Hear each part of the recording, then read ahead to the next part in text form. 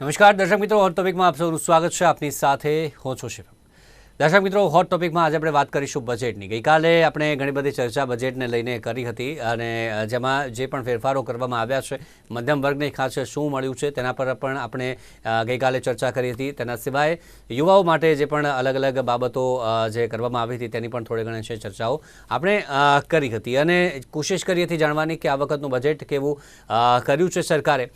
અત્યારે પણ ખાસ આપણે 3 મુદ્દાઓ પર ભાર આપવાના છીએ. ખાસ જે પ્રકારે એમએસએમઈ માટે જે સરકારે જાહેરાતો કરી છે, જેમાં મુદ્રા લોનમાં આપણે વાત કરીએ તો તેની પણ જે પ્રકારે વધારી છે, જે સીમા વધારી છે 10 લાખ કરીને 20 લાખ જે કર્યા છે તેની આપણે ચર્ચા કરીશું. આ સિવાય એમએસએમઈ માટે કયા કયા ખાસ જે પ્રકારે ફેરફારો કરવામાં આવે છે તેની વાત કરીશું.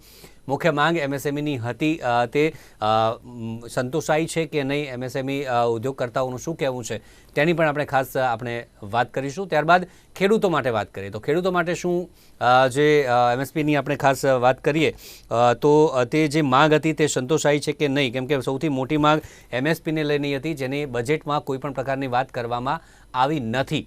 આ સિવાય બજેટ આપણે વાત કરીએ તો 1.52 લાખ કરોડ છે કૃષિ માટે, જેમાં જે કુદરતી ખેતી છે તેના માટે નવા કિસાનો છે તેમને ટ્રેનિંગ આપવામાં આવશે. તે એ ઘણી બધી વાતો છે. 32 અલગ અલગ જે પાકોની 109 જાતો લાવવામાં આવશે એ વાત છે. મહિલા ખેડૂતો છે તેમને કિસાન સન્માન નિધિની જે વાત છે તેમાં 6,000 થી 12,000ની વાત છે, પરંતુ અન્ય જે કિસાન સન્માન તમામ ખેડૂતો માટેની જે વાત હતી કિસાન સન્માન નિધિમાં વધારો કરવામાં આવશે તેની કોઈ વાત કે જે કરવામાં આવી નથી. આ પણ એક જે મહત્વનો સવાલ બન્યો છે. આ સિવાય કૃષિ માટે ખાસ કઈ બાબતો કે જે સમાવવામાં આવી છે તેની વાત કરીશું. અને આ સિવાય યુવાઓ માટે ખાસ આપણે વાત કરીએ તો 5 અલગ અલગ જે યોજનાઓ છે તેમાં નોકરી માટેની વ્યવસ્થા છે. પ્રથમ વખત નોકરી કરે છે તો તને EPFOમાં જે કહી શકાય 15,000 સુધીની સહાય મળશે તેની વાત છે. મહિલાઓની જે ભાગીદારી નોકરીઓમાં વધે તેના માટે ખાસ જે વ્યવસ્થા કરવામાં આવી છે. વર્કિંગ વુમન ક્રેશ અને સ્કિલિંગ પ્રોગ્રામ, આ નવા પ્રોગ્રામ કે જે શરૂ કરવામાં આવશે જેથી મહિલાઓની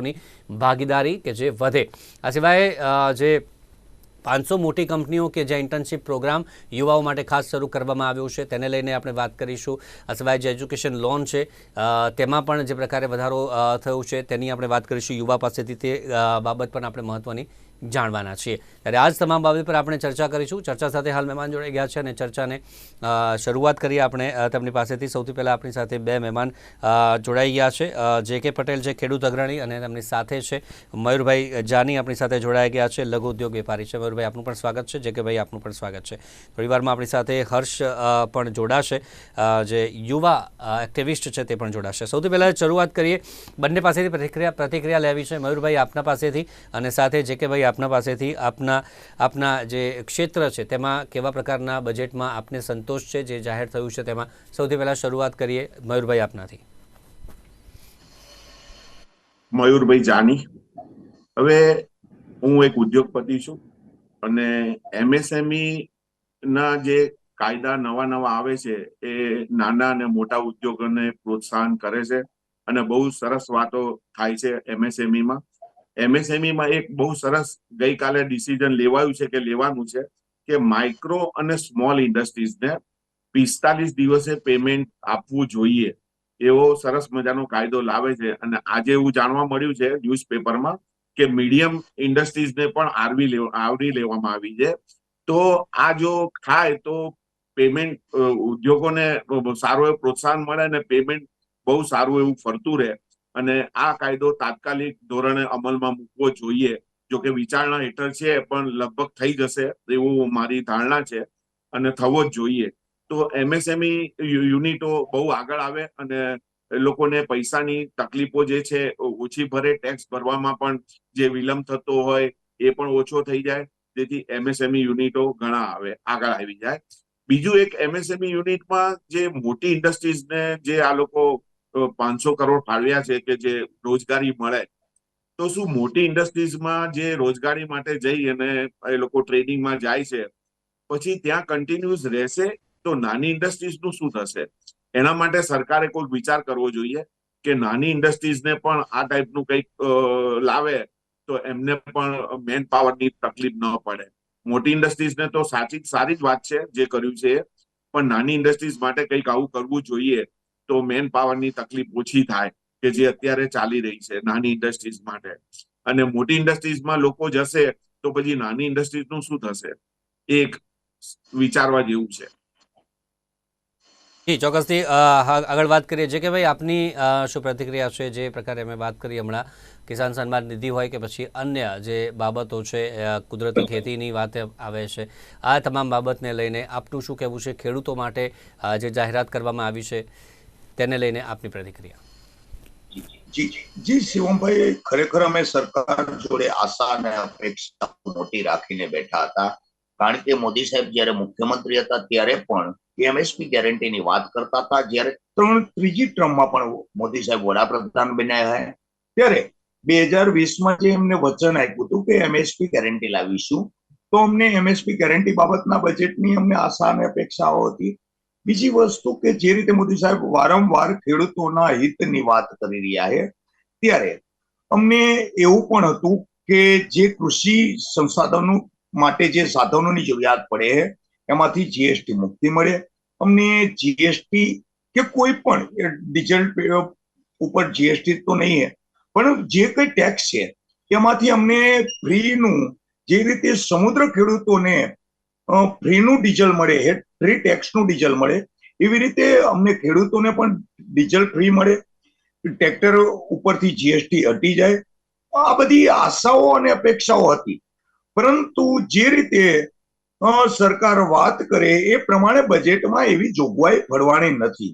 આપણે સામાન્ય રીતે જોઈએ તો સૌથી મોટી યોજના બતાવી એ કે કિસાન સન્માન નિધિ યોજના.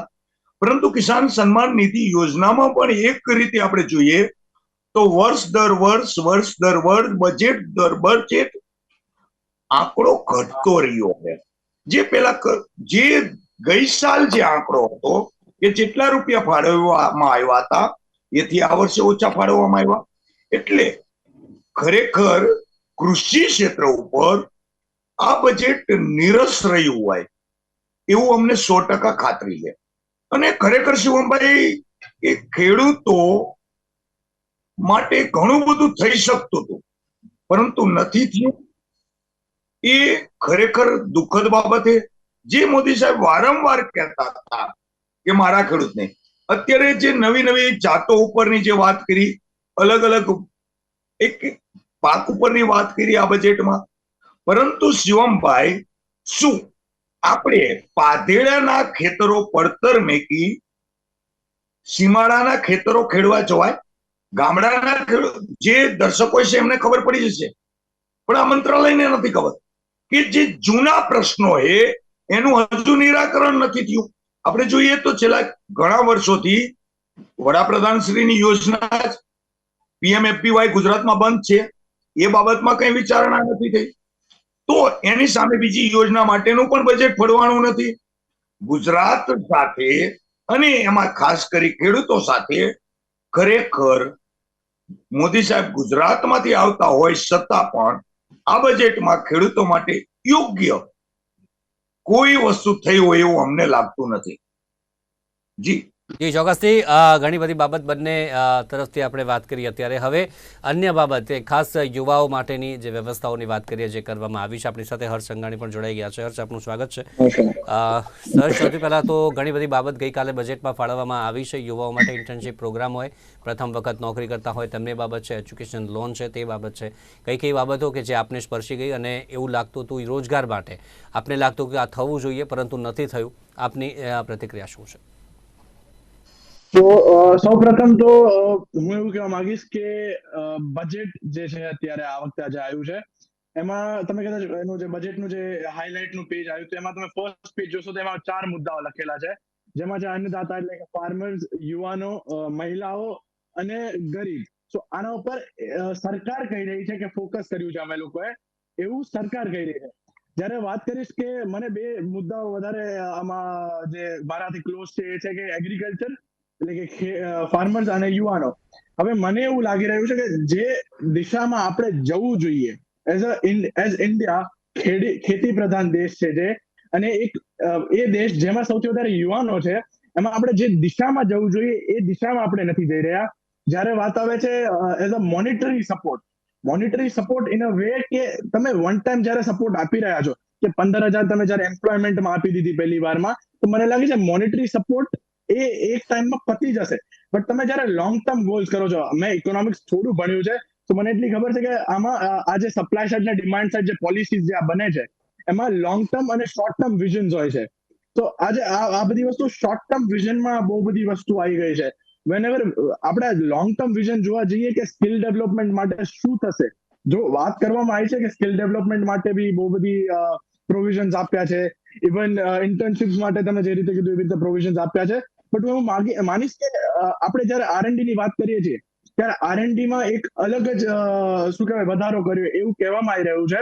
બટ ત્યારે જયારે આપણે જોવા જઈએ કે R&D ના મુદ્દાઓ શું લેવામાં આવ્યા છે, તો કદાચ 3 મુદ્દાઓ જ મેજરલી લેવામાં આવ્યા છે. જયારે તમે બીજા દેશમાં જુઓ કે USA માં જુઓ તો એને R&D માં એટલા પૈસા નાખ્યા છે, ચાઇનામાં જુઓ તો એને R&D માં એટલા પૈસા નાખ્યા છે, તો એનો દેશ, એના યુવાનો આગળ વધી રહ્યા છે અને કંઈક નવું કરી રહ્યા છે.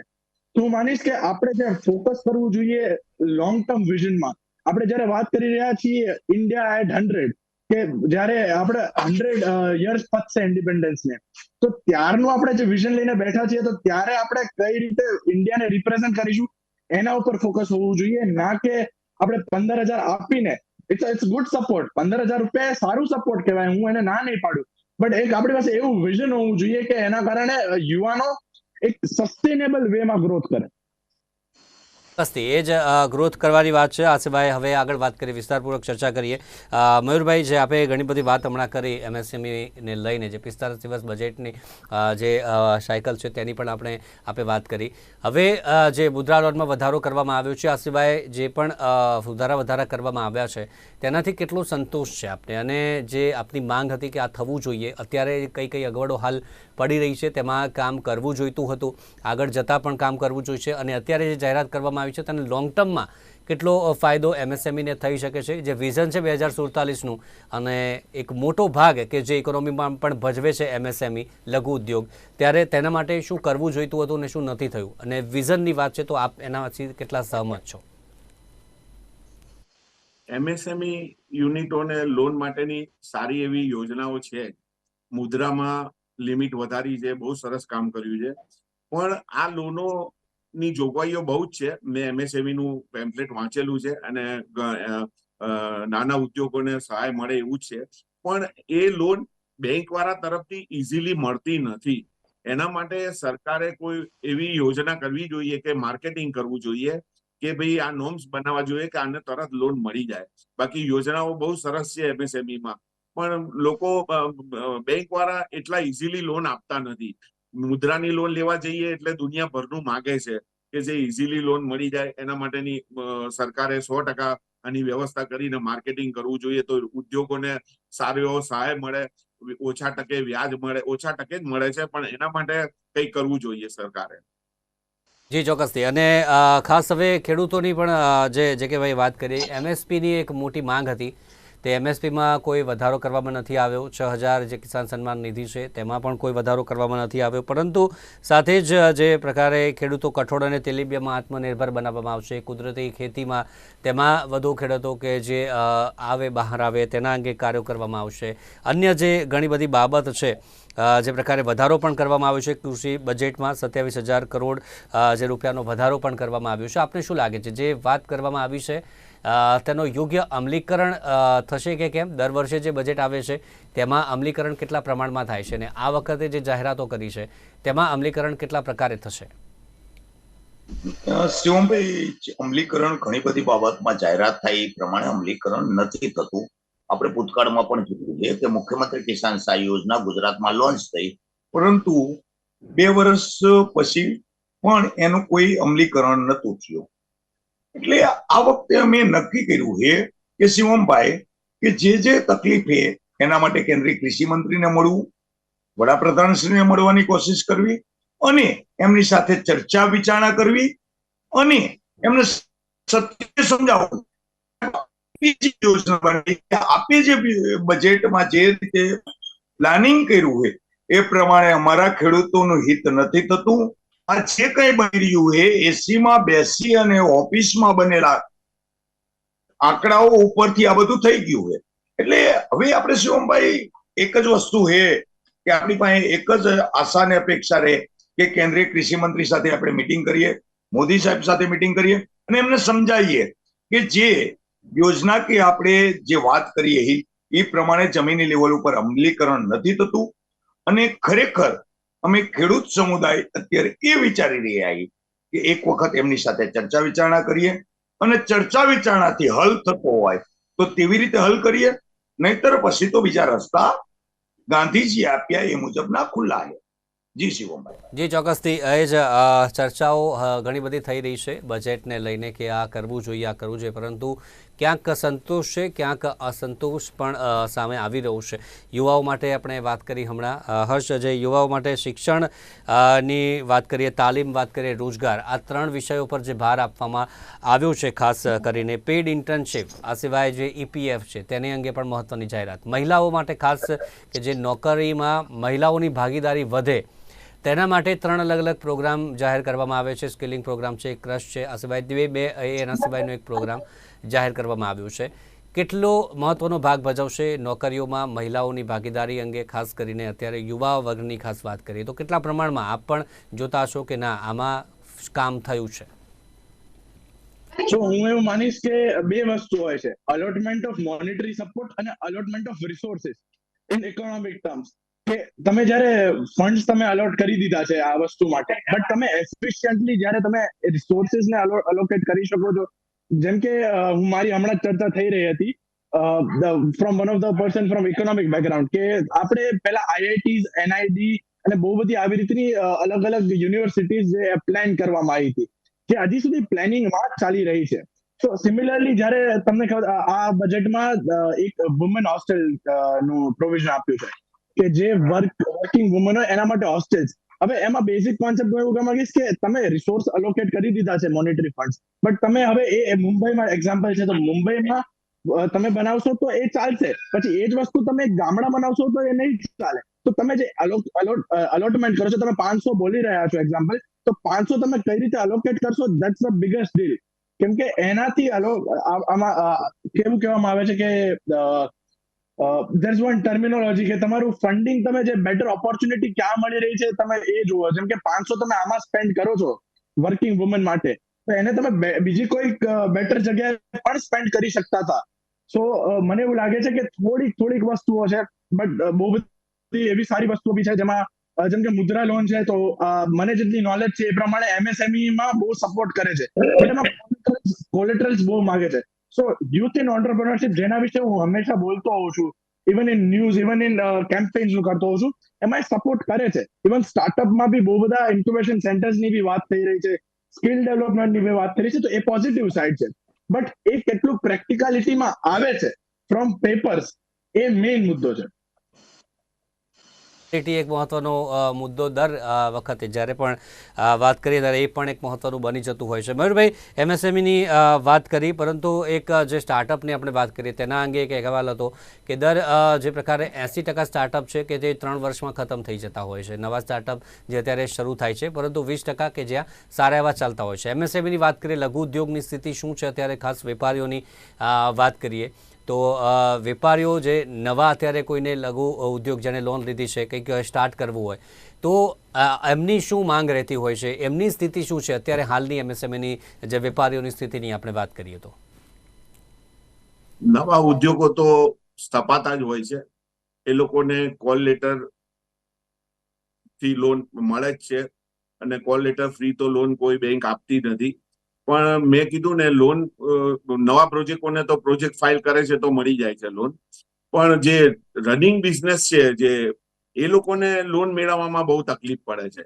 એટલે એના માટે હર્ષભાઈએ કીધું ને કે મુદ્રા લોનમાં તમે લો તો કોલ લેટર માંગે છે અને દુનિયાભરનું માંગે છે.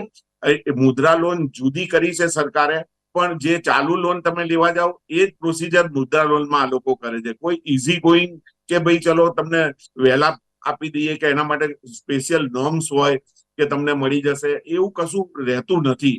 ખાલી નામ છે મુદ્રા લોન, પણ ખરેખર આ લોકોએ બેંકો વાળાને કહીને એના નોર્મ્સ અલગ બનાવીને દરેક ઉદ્યોગોને ઇઝીલી લોન મળે એવી વ્યવસ્થા કરવી જોઈએ, હું એવું માનું છું. આપે જણાવ્યું કે નોર્મ્સમાં ફેરફાર કરવા જોઈએ, ઇઝી કરવું જોઈએ. શું ફેરફાર કરવા જોઈએ આપની દ્રષ્ટિએ? કે જે ચાલુ લોન વેપારીઓ લેવા જાય છે એ જ જાઓ. પ્રોસિજર મુદ્રા લોનમાં છે. કોલ લેટર ફ્રી છે એકચ્યુઅલી, તો પણ એ લોકો કોઈ પ્રોપર્ટી માંગે છે એ વગર મુદ્રા લોન આપતા નથી. અને સરકાર એવું કહે છે કે તમે એ રીતે લોન મળી જશે તમને ઇઝીલી, પણ બેંક વાળા એ રીતે આપતા જ નથી. અમે કેટલી વાર તપાસ કરી છે, હું પર્સનલી ગયેલો છું બેંકમાં, પણ મુદ્રા લોન ઇઝીલી આપતા જ નથી. તો મુદ્રા લોન બાબતે પણ ખાસ જે પ્રકારે અત્યારે દર્શક મિત્રો વાત કરી કે ઇઝીલી નથી મળતી, એમને જે પ્રકારની સમસ્યાઓ ઘણી બધી નડી રહી છે તે પણ એક વાત કરવામાં આવી છે. હવે માંગ તો ઘણી બધી છે, પરંતુ બજેટમાં તમામ વસ્તુ કે જે નથી સંતોષાઈ સવાલ એ પણ વરી રહ્યો છે. હર્ષ, યુવાઓ માટે આપની દ્રષ્ટિએ જે રોજગારની વાત છે, જે ઇન્ટર્નશીપ પ્રોગ્રામ જાહેર કર્યો છે તેની વાત છે, નોકરીઓ બધી ઉત્પન્ન થશે તેવી પણ વાત કરવામાં આવી છે. શું વધારે કામ હજુ કરવું જોઈતું હતું આપની દ્રષ્ટિએ કે જે આ બજેટમાં ખાસ અભાવ રહી ગયો છે, નથી થયું, જે આ પગલું ભર્યું હોત તો કંઈક વધુ અંશે આવનારા 5 વર્ષમાં યુવાઓ માટે સારી બાબત કહી શકાય? તો હું તમને બહુ જ લેમેન લેંગ્વેજમાં એકદમ સાદી ભાષામાં સમજાવીશ. GUSEC તમને ખબર હોય તો Gujarat university of startup and entrepreneurship council જે છે એ અમદાવાદમાં બેઝ છે. હવે એ જ વસ્તુ જો તમે અલગ અલગ, હું અમરેલીથી બિલોંગ કરું છું, સૌરાષ્ટ્રથી, હવે તમે જો એની જ નાની નાની બ્રાન્ચીસ તમે બધે ખોલી શકો છો તો તમે મને લાગે છે કે એ વધારે બેટર રહેશે. એનાથી યુવાનો છે ને એન્ટરપ્રેન્યોરશિપ તરફ વળશે, સ્કિલ ડેવલપમેન્ટ થશે. તો તમે એના ઉપર ફોકસ કરો rather then giving this 15,000 rupees, એવું મને પર્સનલ લાગે છે. હવે બીજાના પોઈન્ટ ઓફ વ્યૂ બીજા હોઈ શકે છે, બટ મને એવું લાગે છે કે જ્યારે તમે ડેવલપમેન્ટ કરો છો, ત્યારે હમણાં જેમ કે કોરિડોરની વાત થઈ કે અમૃતસરથી લઈને બીજા એક કોરિડોર સેટ કરવામાં આવી રહ્યો છે. ઇવન બહુ બધા સ્ટેટ સ્પેસિફિક પ્રોજેક્ટ્સની વાત થઈ છે બજેટમાં. આંધ્રપ્રદેશમાં બહુ સ્ટેટ સ્પેસિફિક વસ્તુ થઈ છે, ટુરિઝમ હોય તો ઓડિશાની વાત થઈ છે. તો મને એવું લાગે છે ગુજરાતને ઓવરઓલ જે આ નવું પોલિટિકલ સિનેરિયો ક્રિએટ થયું છે એના કારણે ગુજરાત ઉપર એમ્ફેસિસ કરવામાં નથી આવ્યું એવું મને લાગે છે. જેમ કે આંધ્રપ્રદેશ ઉપર એક આખું પ્રોપર એક અલોટમેન્ટ થયું છે, ઓડિશા ઉપર ટુરિઝમ ઉપર ફોકસ થયું છે. તો મને લાગે છે એવું સેમ વસ્તુ એજ્યુકેશન, સ્કિલ ડેવલપમેન્ટ અને ઇવન ઇન્ડસ્ટ્રીયલ ડેવલપમેન્ટ તો ગુજરાત જેવું મને નથી લાગતું બીજે ક્યાંય થઈ શકે છે. અને ઉપરથી બીજી વસ્તુ છે ટુરિઝમ. ટુરિઝમ ઉપર પણ ગુજરાતમાં ફોકસ કરવાની 100% જરૂર છે. તો મને લાગે છે ત્યાંથી રોજગારી જેટલી વધી શકે છે, બીકોઝ હું UN નો એક આર્ટિકલ વાંચતો હતો કે જેટલી વધારે ભવિષ્યની સૌથી વધારે રોજગારી આપતી ઇન્ડસ્ટ્રી ટુરિઝમ બનશે. તો મને લાગે છે ગુજરાતમાં જો ટુરિઝમ ઉપર ફોકસ કરવામાં આવે તો યુવાનોને બહુ જ વધારે રોજગારી મળી શકે છે. તો મને એવું લાગે છે આવી રીતે એક અલગ શું કહેવાય પર્સપેક્ટિવથી જોવાની જરૂર છે. તો એના કારણે મને એવું લાગે છે લોંગ ટર્મ વિઝનમાં ભારત એક સાચેમાં વિકસિત દેશ બની શકે છે. જે કે ભાઈ, જે નવી સહકાર નીતિ કંઈક વાત કરવામાં આવી છે તે પણ અમલમાં મૂકવામાં આવશે. રાષ્ટ્રીય સહકાર નીતિ, એમાં એ ફેરફાર કરવામાં આવશે. એક એ વાતને લઈને આપનું શું કહેવું છે, એમાં શું ફેરફાર થવા જોઈએ?